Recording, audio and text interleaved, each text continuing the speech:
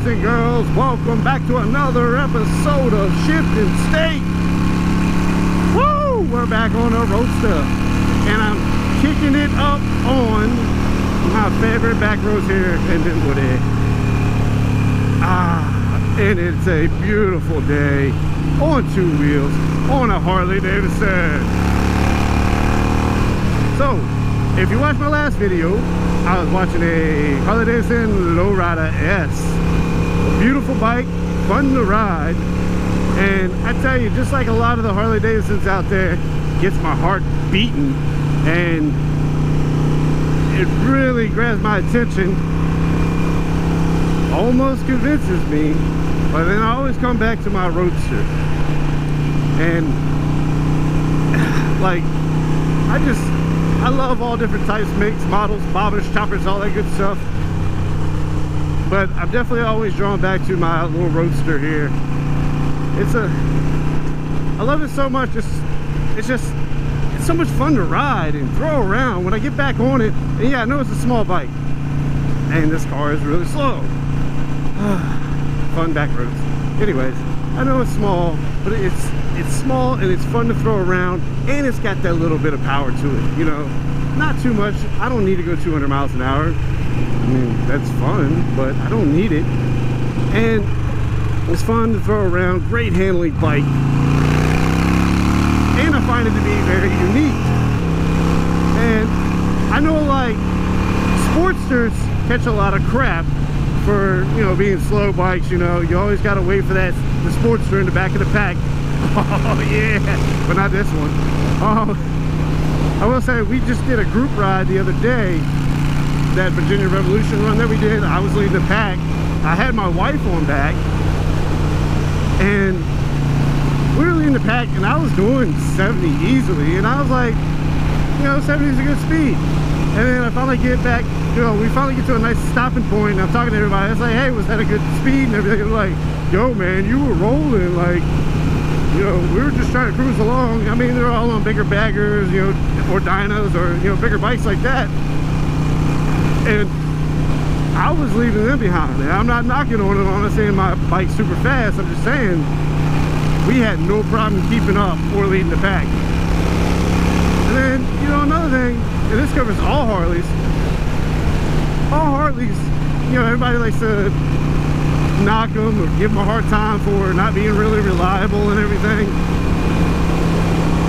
And I'm gonna knock on wood when I say this, but this bike is coming up on, I think, close to 23,000 miles, and I haven't had any mechanical issues, knock on wood, I really want to say that, mechanical issues wise, to hold me back from riding. I've even laid this thing down, and I drive this thing hard. You know, I keep it right up here. Like, I keep the RPMs just like maxed out when I ride. I go hard on it, corners, everything, and I'm sure it's about time for new wheel bearings and, you know, to change the fluids and everything, which I'm going to be doing. You know, winter time I probably will slow down a little bit, but it doesn't mean I'm going to stop riding. But I want to take that time to, okay, let's go ahead, get some new tires. You know, the belt I could probably get a little bit more life out of. I keep a check on that, keeping that maintained and everything.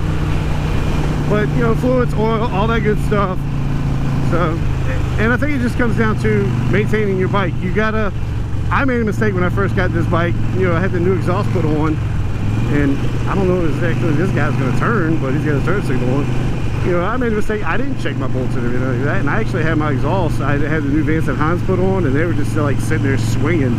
And but I did have the dealership. They came and picked it up, fixed it, put new bolts and everything on it.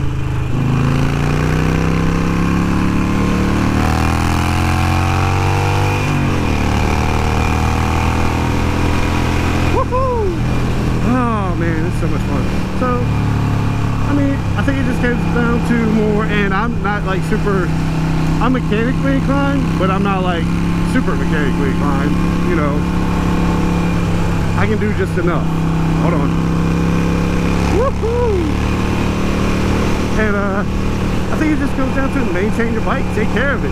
And especially being on two wheels, it's probably a really good idea to do that, because you're trusting your life to this machine.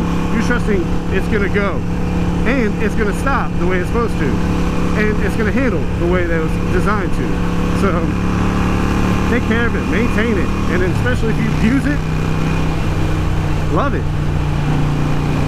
You know, this bike brings me a lot of joy, and I want to make sure I take care of it. And you know, it kind of goes back to, like I was saying, you know, I test drive the lowrider S, and I've test driven mini bikes, and I've fallen in love with mini bikes.